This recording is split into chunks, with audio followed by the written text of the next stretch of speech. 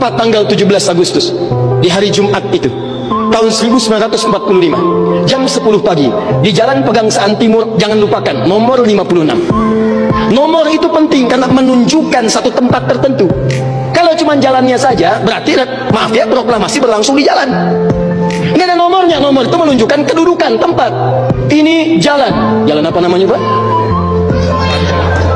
Kistu Kencana, ya. Kistu Kencana Timur, nomor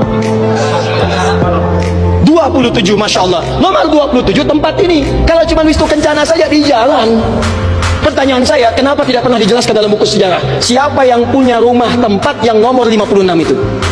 Jalan Pegangsaan Timur, nomor 56. Rumah siapa nomor 56 itu? Ternyata itu rumah seorang pengusaha Muslim keturunan Yaman yang sangat cinta dengan negara kesatuan Republik Indonesia ini.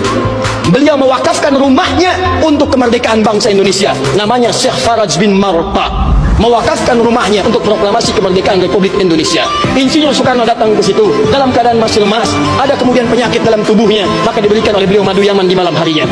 Siang-siangnya sudah fresh, dalam keadaan yang baik, maka digelorakanlah kemudian di sampingnya ada Bung Hatta, proklamasi sampai dengan ujungnya.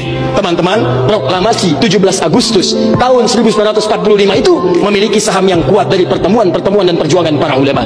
Karena itulah teriakan takbir yang digelorakan oleh Bung Tomo dari Surabaya itu, Allahu Akbar, Allahu Akbar. Terjemahan takbir itu kalau diterjemahkan dalam bahasa Indonesia adalah Allah yang Maha Besar, Allah yang Maha Kuasa. Kalimat Allah yang Maha Kuasa itu Negara Kesatuan Republik Indonesia mengapresiasi dan menanamkan dalam undang-undangnya. Baca pembukaan Undang-Undang Dasar.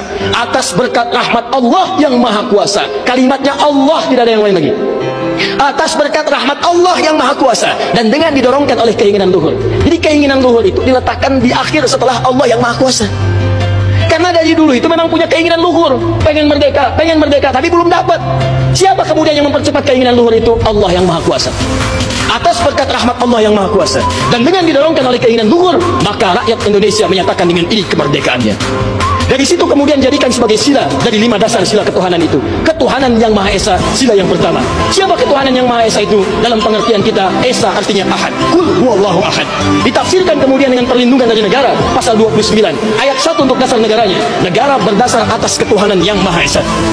Karena itu kalau di bumi Indonesia ini ada orang-orang yang anti Tuhan, ada orang-orang yang menolak ketuhanan, sesungguhnya dia sedang melanggar undang-undang.